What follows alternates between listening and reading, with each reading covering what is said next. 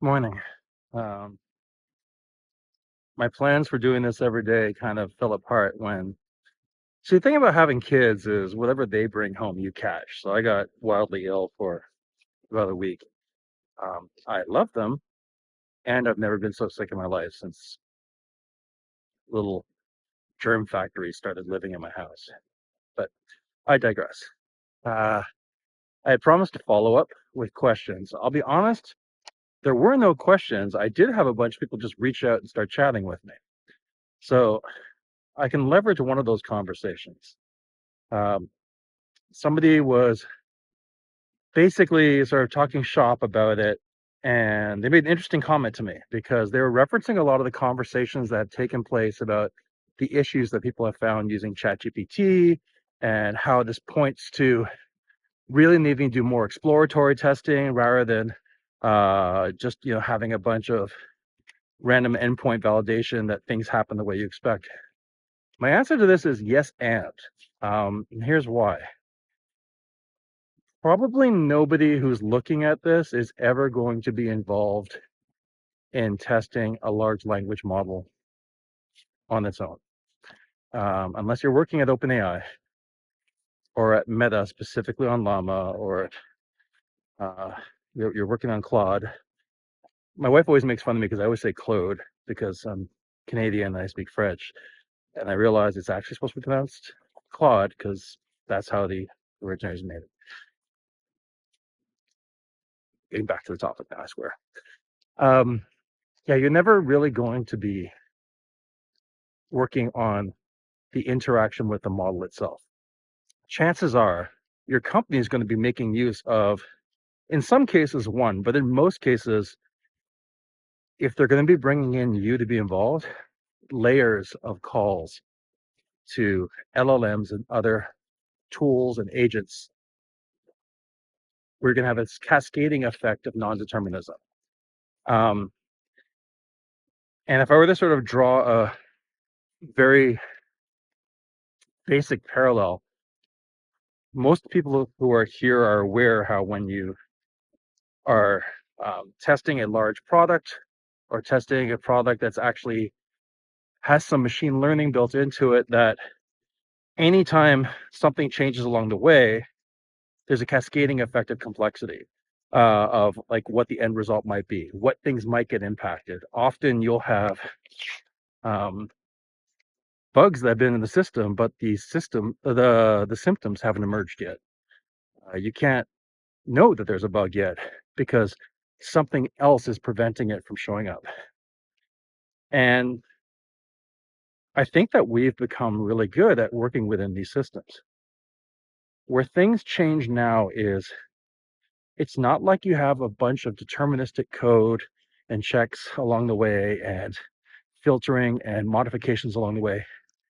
You will now have, um, maybe it's easier if I walk you through an example. If your company is building a tool to help you navigate a business space, but it needs to take questions from you, you're likely going to have first a sanitization and blocking layer, where on the data science side, they've built out entire libraries and trained entire models around what sorts of questions should be allowed, shouldn't be allowed, and also just how you might ask the question and what you really mean.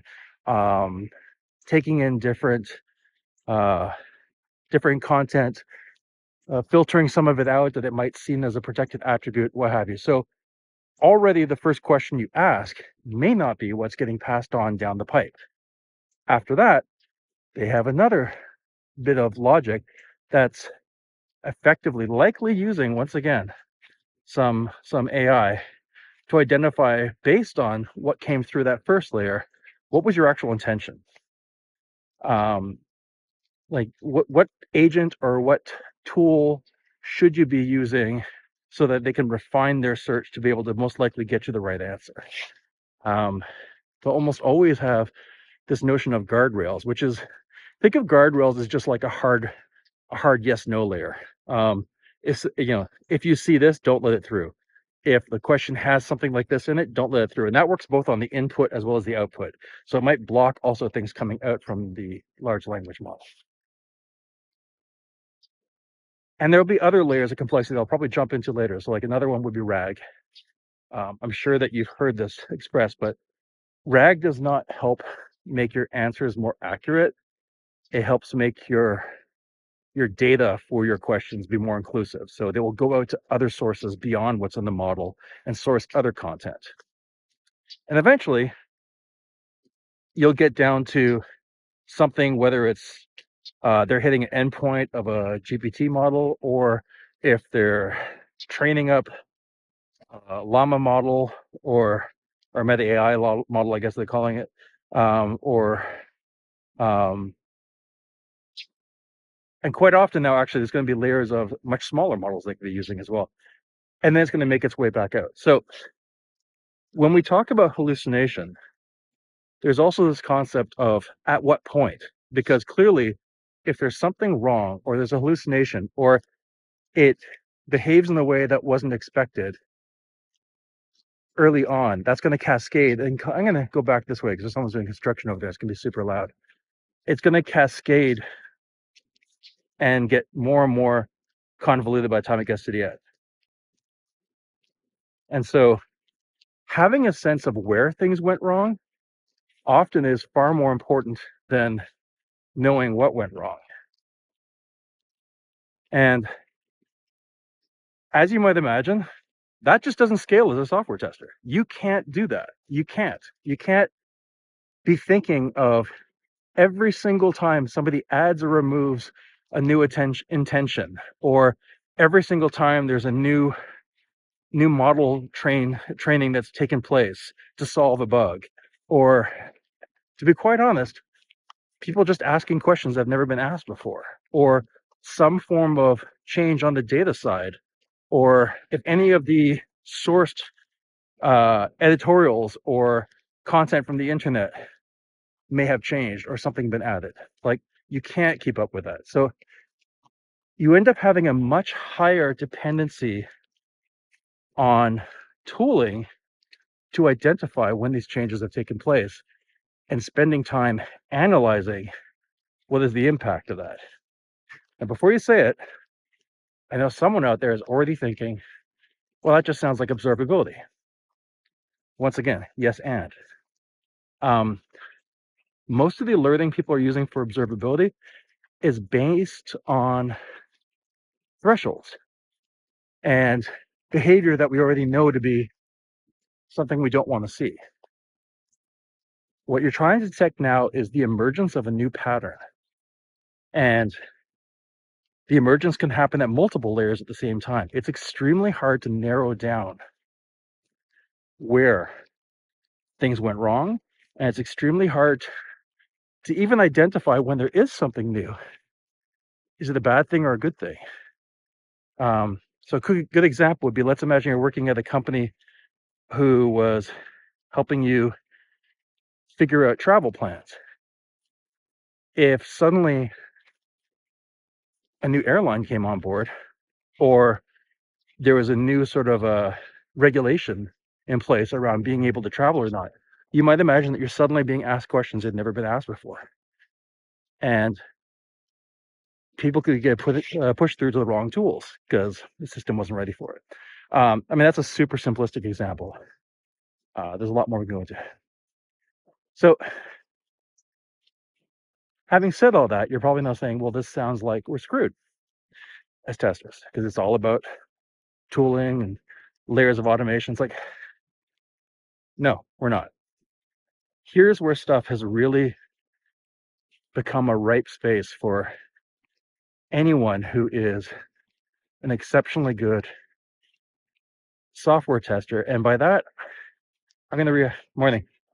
Okay, yourself. I'm going to rehash terms that we probably haven't heard for a while. If you go back to that whole conversation of testing versus checking.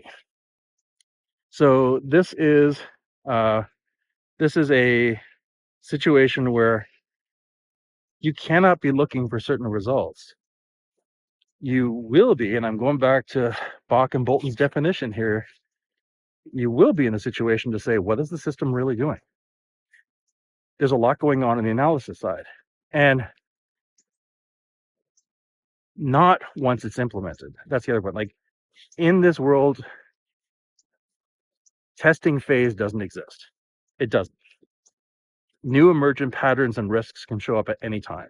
There is no testing phase anymore. You are constantly involved at trying to insert new data, explore new data, look to get new intercept points. This is why the tooling is so important. Why your input as somebody who is an exceptional critical thinker and exploratory tester is going to take place much, much earlier. So that the moment that somebody is trying to conceive of a new tool or a new feature or a new aspect of how your product can make use of chat or just making use of the data, there's going to be two questions that are going to be asked. One is the sort of obvious one that we've always had, which was, can we build this? And to a certain extent, is it possible to know if it's working the way we want? There's a whole other dimension, which is, if we build this, would we be able to detect if it wasn't doing what we wanted in an unknown set of parameters, in an unknown set of ways? And this is where I think is the soft spot right now for software testing to jump in, because all those skills that we built up over time around thinking about how the system might behave differently and thinking about risk and thinking about percentages and try to identify, what could happen.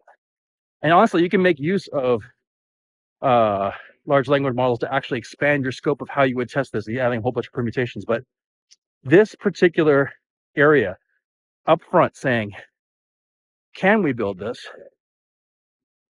Could we tell if it was working or not at a point in time? But also, could we actually detect if it started doing things it's not supposed to be doing? Is where they need software testing badly right now. Before the company even commits time to it, like you'll be making use of tooling that you will build to look across the different layers. But especially that second part, being able to speak to whether or not the company is set up to succeed in terms of governance, and there's a lot of governance involved right now, that is where the hard work is. That is where neither engineers nor data scientists are equipped to handle these discussions, to take the time to consistently consider what if, and broaden the scope of the search and effectively start mapping out the range of things that might happen. And from a technology perspective, at this point, do you have the technology to be able to notice that if it did happen? I'll probably go a little bit deeper into this later on, but this is where things change. You are just like software testing no longer becomes a thing you do to make sure you can release a product. It now becomes a thing to ensure, or feature that is, it now becomes a thing you do to figure out, should you even build it? And I'll probably come back to this another day because I'm about to have another coughing fit and I think I'm done. Talk to you later.